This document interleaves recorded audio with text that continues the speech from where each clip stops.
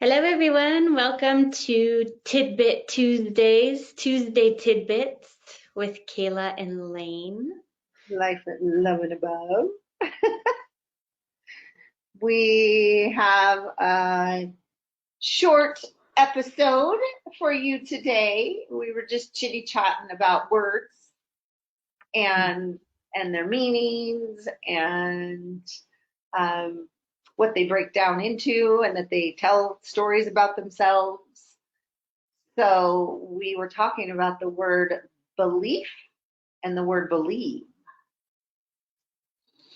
And I have been noticing this, and many of you, I'm sure, are familiar with that. We want to learn to question our beliefs. That as we've grown in our grounding and our self-awareness and our spiritual beliefs, there's the word, our spiritual knowing, our personal development, all of those things, that we begin to really question what we're thinking, what we've been taught. And I've been noticing recently that the word belief and believe, both of them break down, and they have be and they have lie. And I have a whiny dog, sorry everybody.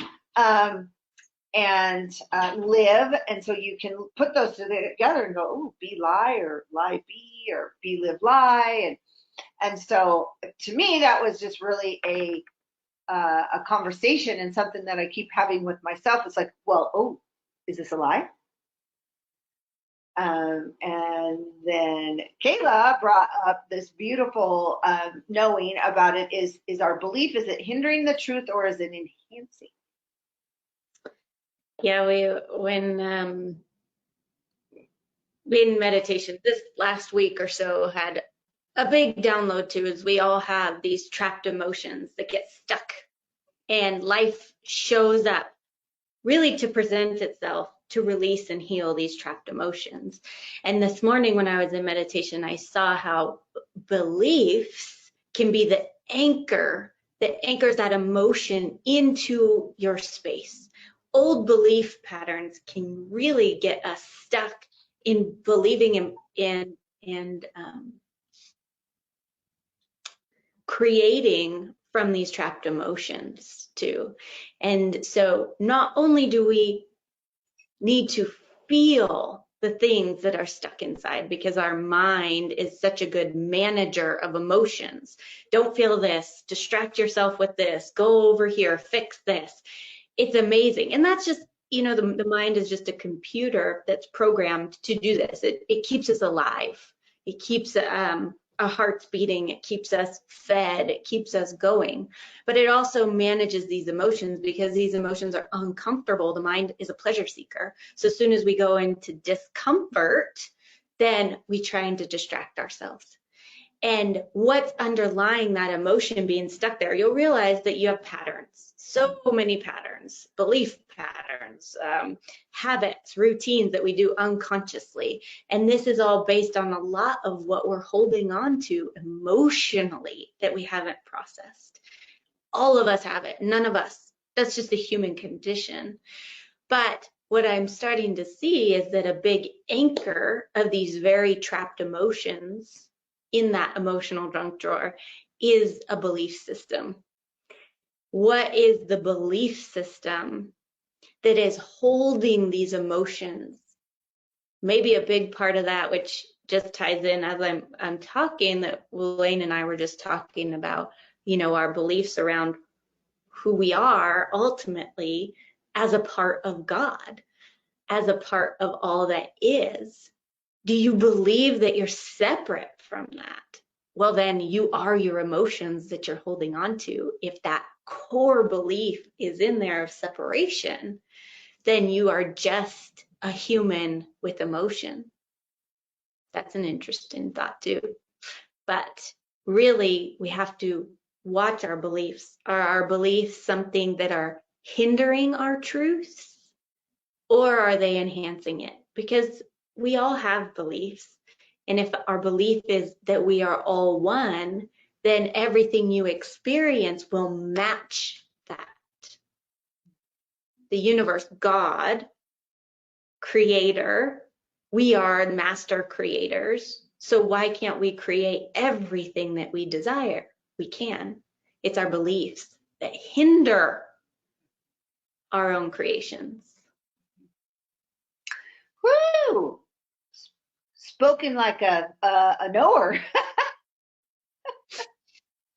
I love that, because for me, as I'm listening and deepening into the self-conversation that I've had around these two words lately, because I know that they're not bad, they're just telling me a story, and that, you know, part of them, they are just really great. It's like life, be life, Mm-hmm. be live and be.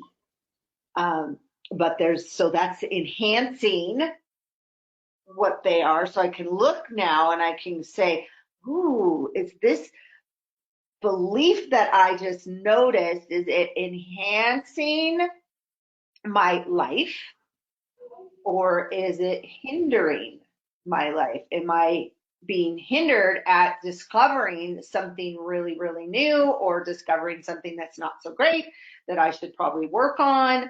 Or am I going to want to work on? Am I, because I'm holding that belief, am I not being kind, true, right in the world? Am I not doing the next right thing? Or am I looking at it and saying, oh, but this is a wonderful belief to have, and because it makes me a better person, or it allows me to learn. And I just have to say, I loved the emotional junk drawer. That was great. We all have emotional junk drawer. Sometimes it's an entire room. One thing too, when you were talking, is it comes down to discernment. It comes down to your ability to discern, is this in the frequency of love or above, or is it lower? What does that feel like? Have you experienced that in your body? Is this at the vibration of love? When you start to think about belief systems that are lower than love, you start to contract. And everyone experiences it differently. But then if you start to think of belief systems that are of truth, your truth or God's truth, whatever that looks like, feels like to you, then you start to expand. And it really is subtle, and that all comes down to you just being so in tune with your own energy that you can discern truth from a lie. Belief systems that hinder your growth, that keep you anchored in this place of good, bad, right, wrong, action and reaction, that pendulum swing?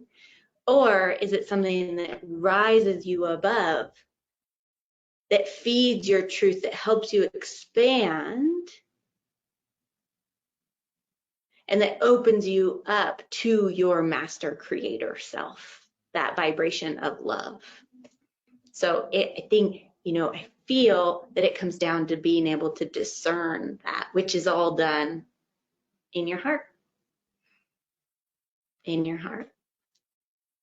I love it. And that we know in our heart. So if I look and I go, or I feel, I go, ooh, that's an interesting belief. A little unsettling. Oh, is it one of the lie beliefs? Is it one of the ones that's hindering? Or if I go, love, that's probably an enhancing belief. Yeah. Something that brings life and love and above to my conversation, to my experience, and that ripple out in the world into our community. Yeah, and I think the biggest thing to even have the awareness to be like, oh, this is a belief. It comes back to presence, being in present time, being familiar with your emotions and what the mind is saying, being familiar with what the heart is saying, being familiar with being in your heart, because then you're like, this is a belief. Now, which one is it? Is it something is it hindering me, or is it enhancing me? So really, then it comes back to all the simplicity of awareness and presence. Yeah. Yeah. And breath. Oh, the breath. So that's your way into the heart. Yes. Your path into awareness is the breath. That It's is the most thing that you can do to bring yourself into present time, into consciousness, is conscious breathing. Is conscious. that's your freeway into awareness. It really is. I was doing this thing about breath the other day and writing down all the words that went Mm. with it. One was nourishment. It really is. It's nourishment and food and it's presence and it's light and it's so yes, it's absolutely the pathway. Mhm. Thank you for being here Thanks for and watching. traveling with us. Please like, subscribe, and share and join our Telegram chat community. We've got a lot going on there that we share and inviting you to workshops and different things like that too. So we appreciate you all so much. Have a beautiful day.